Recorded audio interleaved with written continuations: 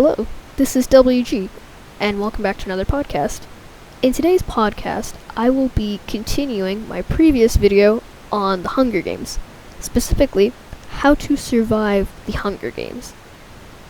Before I begin, I would like to give a full disclosure. The thumbnail for this video was created by Ultimate Thumbnails. Before we get into the video, I would like to let you know that they have created the thumbnail for this video, and the link to their website is in the description below. Check out their website for free custom-made YouTube thumbnails. So, without further ado, let's get into the video. So, assuming you've been paying attention and you've been watching, and you've already watched the first video, that is, you'll know that we have left off at the second day of the Hunger Games. Assuming that you've paid attention thus far, and you've taken all this into your hypothetical Hunger Games, you survived the first 10 minutes of the Hunger Games. In fact, you've managed to locate water and shelter by the second day. As the dawn breaks of the second day of the Hunger Games, you, in your shelter, have been woken up. Not by anybody, but just by your own fears. You cannot sleep for long, especially when there are hunters constantly prowling around. So, what's the first thing that you should do on this day? Try and scope out some of your other tributes early on, move forward and try and find new shelter. Well, the first thing I can tell you is that you should not kill anyone. Well, no, not quite. You should not kill anybody who is part of an alliance. You want to prove why? Thresh literally broke Clove's skull because she helped kill Rue, and they're not even allied. The point is, tributes generally have ties to their allies and will avenge them in any way possible. It's similar to in real life, if you're friends with somebody and they were murdered, hopefully you don't murder their murderer, but rather take them to court and get them sentenced to life.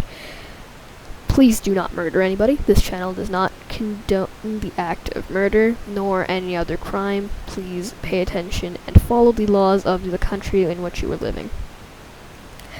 With that out of the way, let's continue.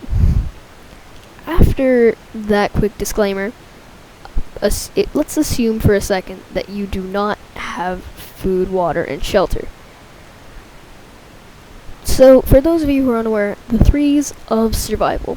If I'm not mistaken, please correct me in the comment section down below if this is not true, but I believe the threes of survival are: you cannot survive 3 minutes without air, 3 hours without shelter, 3 days without food, 3 days without water, 3 weeks without food.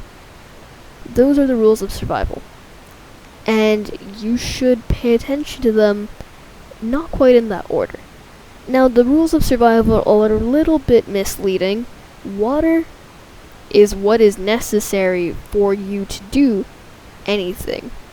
It is the most important resource and necessity for humans, and yet it's probably the most neglected.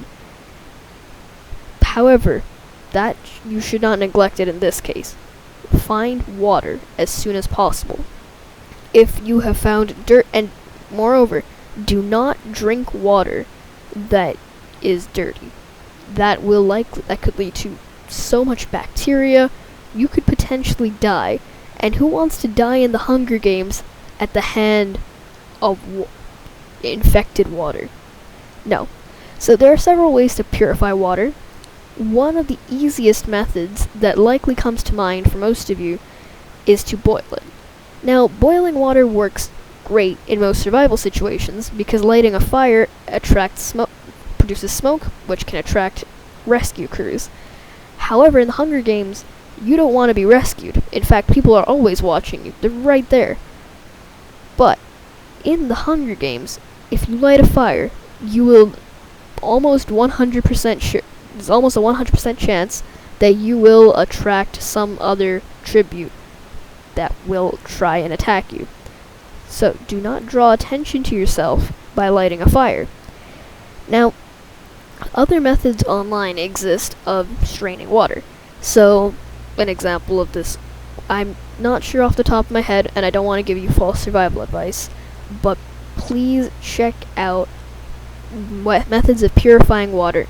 I will link a video in the description below if I can, if you're interested in the whole survival stuff. So, another thing that I know about how to find water is actually really interesting. Now, if the arena that you're stuck in is in the desert, you can actually create water using cacti. So for those of you who don't know, while the outer edges of cacti are very prickly, the inside of a cactus is water. Otherwise it wouldn't be able to survive in the desert. But moving on, take your cacti and take some cacti and take some rocks. Now, while this might not work the best if you're in an area, if you know that there are tributes nearby, try and make sure you are as far away as possible from civilization, or I say civilization, I mean humans in general, before starting this. So, like, this is something that I would love, not something I would love to do in real life, but something I would love to, like, see it in action. I read this in a book somewhere, I can't really remember it at the moment, but if you take this cactus and some rocks and a tarp of some kind, like if you really wanted to, you could probably make one of those out of leaves and sticks.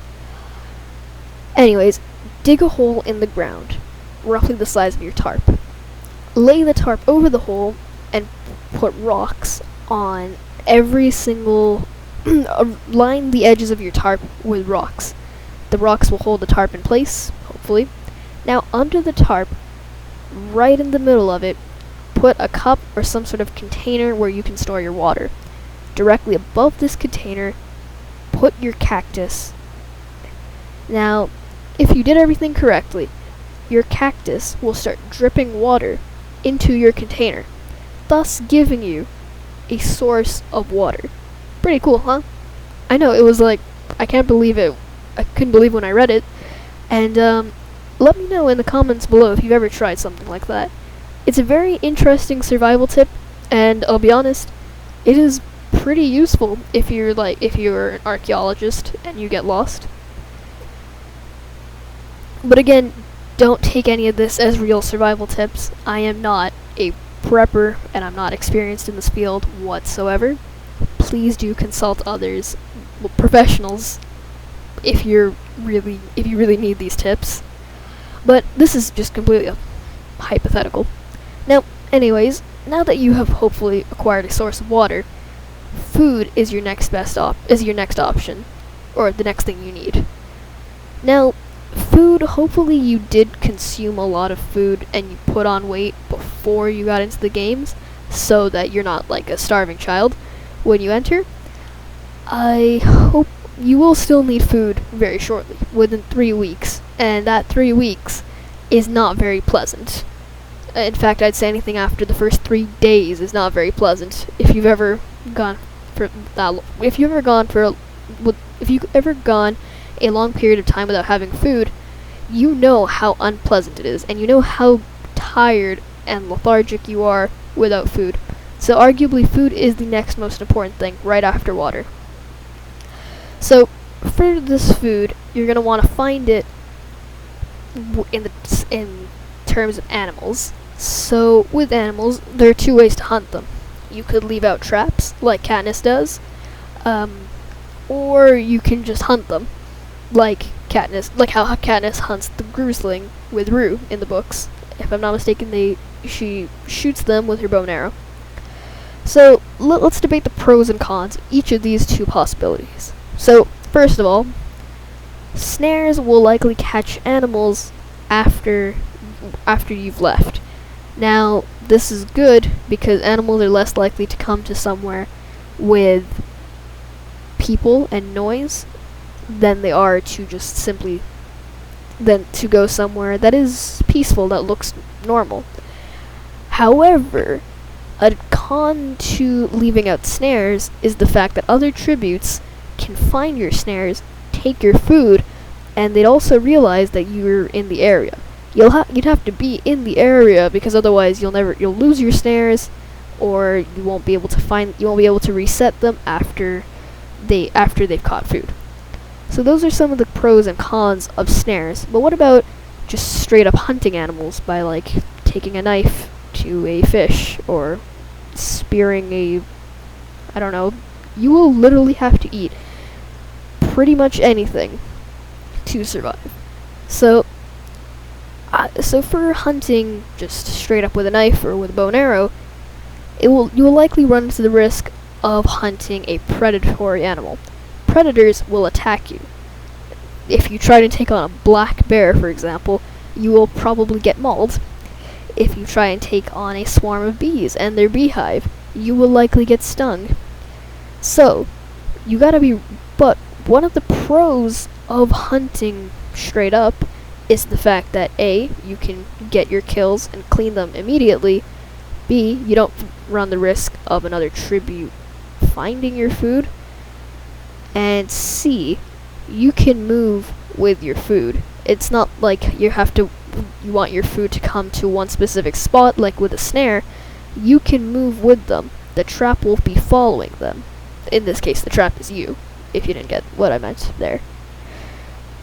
So, I've talked mostly about hunting meat and finding meat, but there is the vegetarian route. Actually, I say vegetarian, it's probably vegan, because a lot of these things don't contain animal byproducts. Anyways, as what I was going to say is, a lot of bark and certain plants are edible. Now, this is a dangerous game, because while a lot of plants are edible, a lot of them will kill you. Like, let's say mushrooms. So a lot of us eat mushrooms pretty frequently, myself included.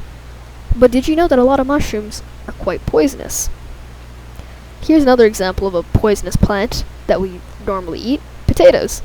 Now, potatoes, if I'm not mistaken, come from the same plant as hemlock. Now, hemlock is extremely poisonous, and yet potatoes come from that plant. So you have to cook potatoes so thoroughly, or not cook, but you need to, there's a very involved process to making your potatoes edible. So a lot of plants are really hit or miss like that. But on the other hand, if you're a good learner and you can memorize a lot of these patterns and different looks, then you can probably find food in terms of tree bark or plants. But make sure you do not pull a fox face and eat berries that you don't recognize. So let's summarize. In terms of water, you should find water. That's the first thing you have to do. Your number one priority. In terms of food, there are pros and cons to both hunting straight up and to leaving snares, but I would say that you should also consider the vegan route. Now that we're done talking about water and shelter, let's talk about fighting and scouting. So, fighting. On the second day, right after the bloodbath that was the cornucopia, or probably was a bloodbath, you are now on the second day of the Hunger Games. So here's a group that almost always forms, and is probably one of the most dangerous foes that you will encounter this Hunger Games. I'm talking about the career tributes, of course. So the career tributes consist of the tributes from districts 1, 2, and 4. They're the most loyal to the capital, though District 4 is known to be quite rebellious at times.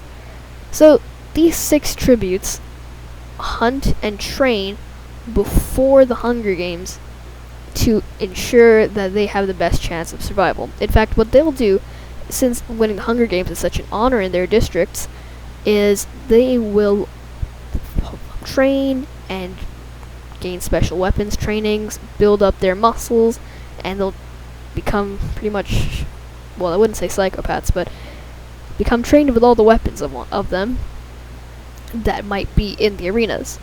So, after this training for 18 years, they volunteer as tributes So when they volunteer, they have a very high chance of winning because they're not going to be one of the scared little kids who was picked to enter the Hunger Games. This is why you'll have to watch out for them, because they will, as you can see in the first Hunger Games, they will actively hunt down tributes, and they are ruthless killers, as you can see based on how they dealt with the girl from, I believe, District 6 that was next to Katniss, who started a fire. That's another reason you should not start fires in the Hunger Games. So today you want to scout the arena. You want to scout the career tributes and other groups that might form. So the career tributes will likely be traveling around. They'll be hunting down different tributes. So you want to keep track of who has died. And the way you can keep track of this is every time somebody dies in the arena, a cannon shot can be heard audibly. When a cannon shot is heard, you can be sure that somebody has died. Now, to check who has died, at nighttime, wait until you can see the night sky at the time of the anthem, and you can see who has died. Now, in addition to scouting out different groups in the arena that you have to avoid, you want to gather resources and see what the Capitol is up to in terms of what they're going to do. So the Capitol is very well known for setting up what is established to be called pods in the third book throughout the arena. An example of a pod is the giant firewall that Katniss has to deal with early on in the books, right after she finds water. Another example of a pod is in the quote-unquote 76th Hunger Games, Mockingjay, book number 3, there is the street, which just cracks right up like that. I don't know how to describe it for those of you who haven't read the book series yet, but pretty much earthquakes straight into the ground, swallowing anybody who dares cross that path. I believe so. I believe that is the case anyways. Correct me if I'm wrong in the comments. It's been a little while since I've read Mockingjay. So, continuing.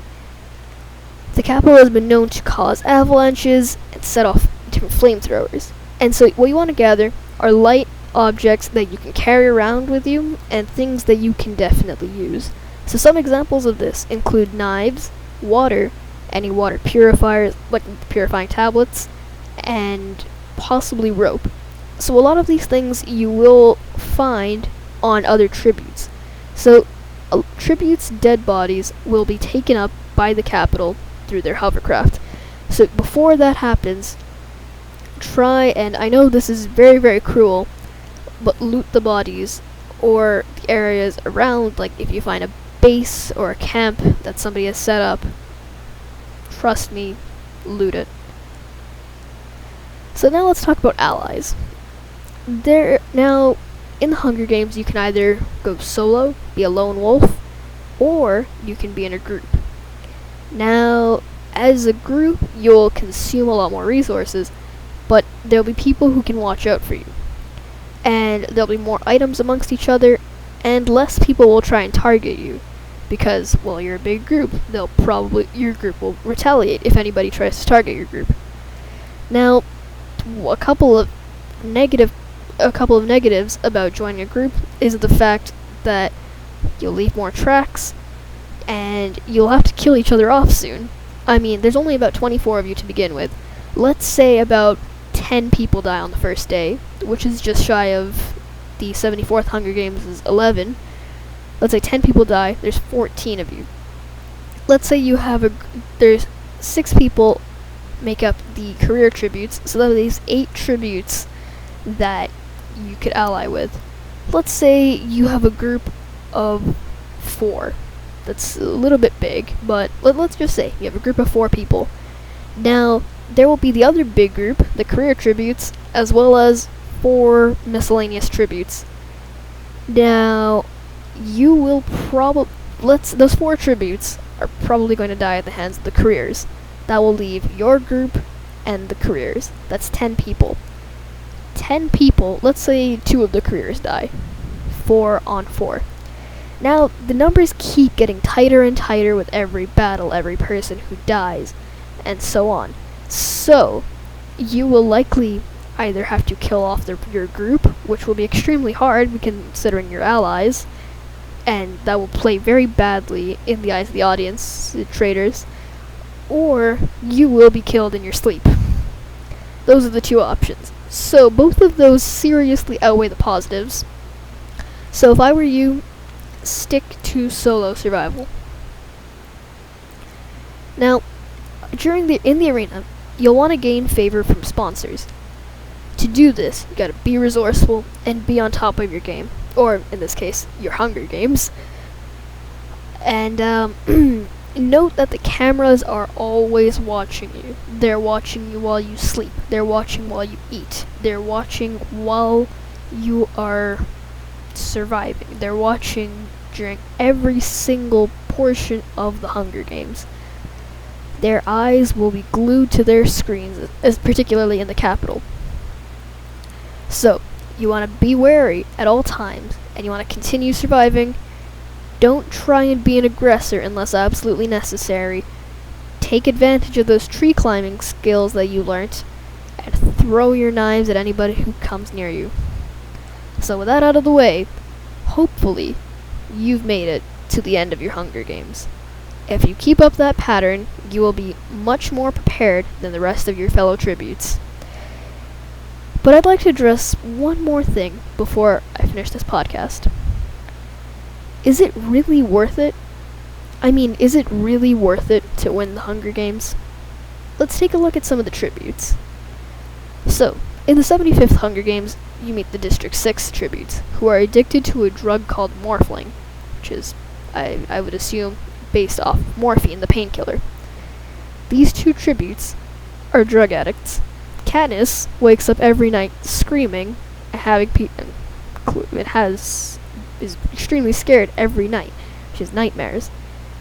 Haymitch sleeps with a knife in his hand and is a loony drunk. These people have all been so altered by the Hunger Games that their lives are no longer normal. So is it really worth it to win the Hunger Games? And in addition to this, the Capitol has such high expectations of you. You will have to meet every single thing the Capitol wants you to. If the Capitol wants you to come back and do an exclusive interview, you have to do it. The Capitol wants you to disrupt your life, you have to do it. And then, afterwards, you have to be a mentor throughout the Hunger Games to dozens of other tributes. Imagine sinking all those hours in training these two tributes, learning to caring for them, training with them, talking to them, meeting their families if you live in a particularly small district, and then they die. How heartbroken would you feel? So, I'm gonna leave you with that question. Is it really worth it to win the Hunger Games?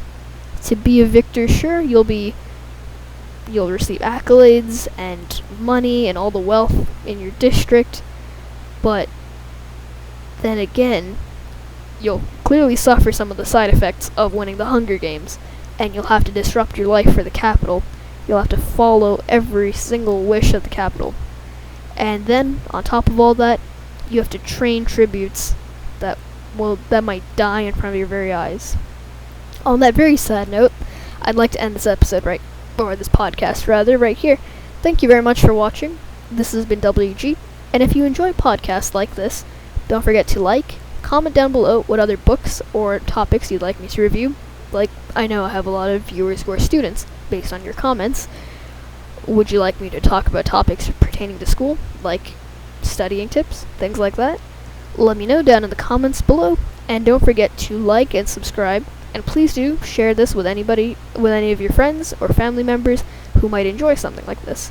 Thank you again. This has been WG, and you just watched Books vs. Books on the Hunger Games, specifically How to Survive the Hunger Games, Part 2. Thank you for watching. Goodbye.